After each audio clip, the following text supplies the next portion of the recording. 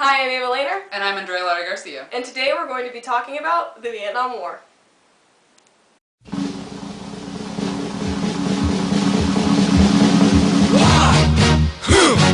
Yeah. What is it good for? Absolutely nothing. The Vietnam War, also called the Second Indochina War and called the Resistance War against America in Vietnam, was a proxy war fought between North and Vietnamese forces during 1955 to 1975.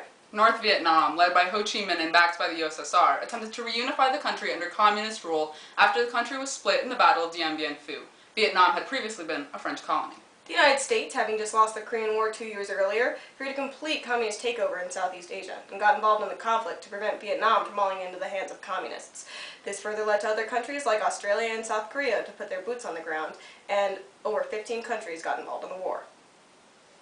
The Vietnam War is also called a proxy war because it was started by opposing powers who never became directly involved in the conflict, in this case, the Soviet Union.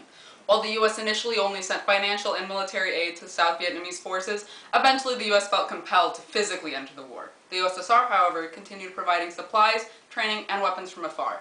This indirect fighting between the USSR and the U.S. is characteristic of the Cold War tensions that were occurring during this time. Neither party wanted to risk direct conflict and spark a nuclear war. Because Vietnam underwent such massive political turmoil during the 20th century, looking at maps of Vietnam during this era is always a great way to physically see how things changed in the country. So we're going to look at a couple maps of Vietnam before, during, and after the war. As you can see, Vietnam was called French Indochina before the war and included Laos and Cambodia. When French rule finally ended, Vietnam was divided roughly along the 17th parallel into north and south. You can see that the divide in this map of Vietnam during the war. The parallel became a demilitarized zone, much like what was done with Korea after their war. However, not all the fighting was done along this line, and both sides entered Laos and Cambodia to do their dirty work. And this is a map of modern-day Vietnam, formerly known as the Socialist Republic of Vietnam. From their official name, you can probably tell who won the war. Enough about maps. Let's talk about why the war began. Right. Well, as we previously mentioned, the Vietnam War had its roots in the French colonialism that preceded it. The Vietnamese, heavily inspired by communist ideology, attempted a revolt against their French occupiers. The French, funded largely by the United States, fought back until they faced a crushing defeat at the Battle of Dien Bien Phu. An accord was drawn up, and a demarcation line was drawn to the 17th parallel between the North and the South. For the North, however, this wasn't enough. The president of North Vietnam, Ho Chi Minh, didn't just want a communist Vietnam. He wanted a united communist Vietnam. So the Viet Cong was born. Let's take a second to learn about Ho Chi Minh from my own professor cousin, Dr. Andre Lopez Garcoa. Hello, my fellow Americans. Ho Chi Minh was the communist leader of North Vietnam for most of the war. He fought against the South Vietnamese forces and Americans with his army named the Viet Minh. In 1954, Minh helped liberate Vietnam from French colonial rule in the First Indochina War. During the Vietnam War, Minh's main objective was to drive all Americans out of Vietnam and unify the country under communist rule. However, Minh died in 1969, 6 years before the war ended, and was not able to see the North's victory over the South. Wow. Thanks, Professor. The Viet Cong were a guerrilla force supported by the North Vietnamese army, who started launching widespread offensives against the South. Eventually, the Viet Cong's offensive started causing serious damage towards the South Vietnamese army. The U.S., feeling compelled to intervene, started sending more aid under President Kennedy's watch. Kennedy strongly believed in the domino theory, which stated that if one Southeast Asian nation fell to communism, they all would. Because of this, he felt he needed to deepen U.S. involvement in the war. Meanwhile, the situation in Vietnam continued to get worse and worse. Ngo Dinh Diem, the president of South Vietnam, was starting to show his true colors. To begin with, he hadn't even been democratically elected in the first place. The South Vietnamese elections were almost certainly rigged by Diem and his supporters. Furthermore, he was an incredibly corrupt administrator who was intolerant towards any religion that wasn't his own, Roman Catholicism. And this led to increased tensions between him and the majority Buddhist population, and actually led to some Buddhist monks burning themselves in an act of protest. His sister-in-law, Madame Nhu, was informally thought of as the First Lady of South Vietnam, and was equally as unpopular because she was an equally horrible person. Speaking of Madame Nhu, I think Lizzie has some more to say about her and her charming personality. Let's hear more from Lizzie with her open letter. Dear Madame Nhu, first of all, you were known as the Dragon Lady, which is probably a pretty good indicator of how you acted. For one thing, you were completely obsessed with French extravagance, which was ironic considering the Vietnamese collectively hated the French who had colonized them. So when you started using your power to accumulate wealth for yourself, the impoverished people of Vietnam were pretty upset. Later, when Buddhist monks started burning themselves in protest of your actions, you said, and I quote, "I would clap my hands to see another monk barbecue show." You even offered to supply the gasoline. You further stated that the only problem with the Buddhist monks' self-sacrifice was that they burned themselves with imported petroleum, which made them unpatriotic. So it was at this point that the United States stopped seeing you as the Joan of Arc of South Vietnam and started seeing you as the corrupt character that you really were. So even though you did improve upon problems like polygamy and prostitution in Vietnam, which ultimately benefited women, what you really did was fuel religious hatred, assist a corrupt government, and scare away most of the potential allies for your country. So I suppose that the Dragon Lady title really was fitting. Best wishes, Lizzie Capel. Yes, charming. She ended up much better than her brother-in-law and husband, both of whom were assassinated in a coup.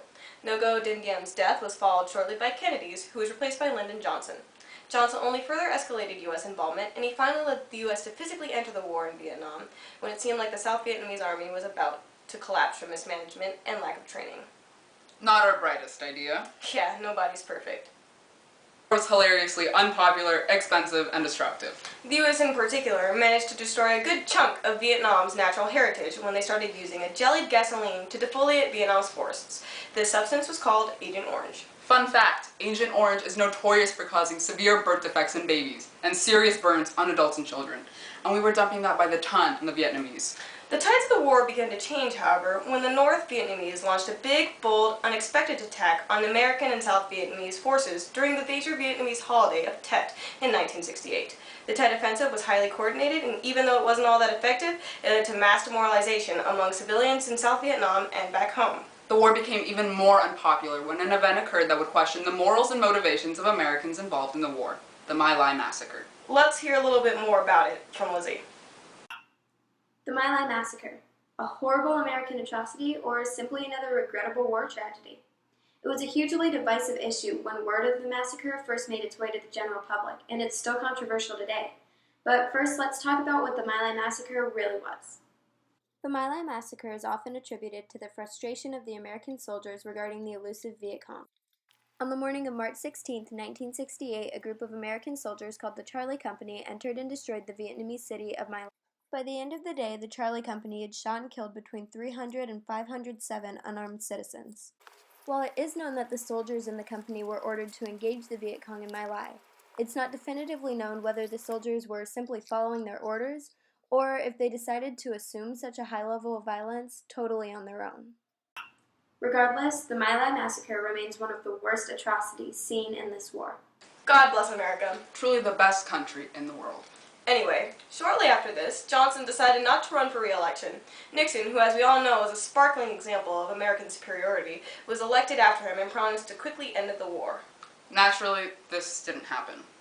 Instead, Nixon, advised by the infamous Henry Kissinger, started bombing the living daylights out of neighboring Laos and Cambodia in an attempt to destroy the Ho Chi Minh Trail that was supplying weapons to the Viet Cong. Nobody said anything about it, though, because nobody outside of a few select people knew that Nixon was doing this. Either way, his strategy was ineffective and failed to do anything to end the war. Eventually, Nixon just negotiated with the North Vietnamese government in Hanoi and pulled out his troops, ending American involvement in the war in 1973. The war finally and officially ended 2 years after American involvement ended. The South Vietnamese forces collapsed within a year of the Americans pulling out, and the new president of South Vietnam, Nguyen Van Thieu, fled the country just days before Saigon fell to communist forces. On April 30th, 1975, the South Vietnamese government surrendered for good, and by 1976, a new socialist Vietnam had been established. This is the Vietnam we know and love today, and Saigon was renamed Ho Chi Minh City for the leader who did so much to make his dream of a communist Vietnam come true. All in all, the Vietnam War was destructive, brutal, and drawn out far beyond what it needed to be. Millions of people died in the conflict, and the war sparked anger and controversy in the U.S. and beyond. Furthermore, Vietnam was almost completely razed. As we mentioned earlier, many of Vietnam's forests were completely destroyed, and Agent Orange fated many unborn children to be born with serious defects. The damage to infrastructure set Vietnam back years in terms of development, and modern Vietnam is still struggling to become fully industrialized. Nowadays, most Vietnamese are too young to remember the day Saigon fell. Vietnamese millennials and younger also don't hold any animosity towards the U.S. and other allied nations. That seems to be the only territory of the older generation who can remember the atrocities of the war and who lost brothers and sisters. The Vietnam War was a war of ideologies that ended poorly for all involved. All in all, a classic example of how Cold War tensions and the ongoing conflict between the USSR and the US became a global concern. Hopefully the U.S. has learned a few lessons about foreign policy since then, and about getting involved in places where it shouldn't. Good one. Alright, that's a wrap. Let the credits roll.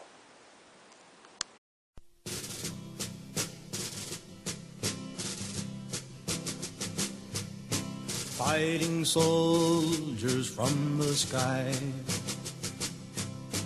fearless men who jump and die, men who mean just what they say, the brave men of the Green Beret. Silver wings up on their chest, these are men, America's best.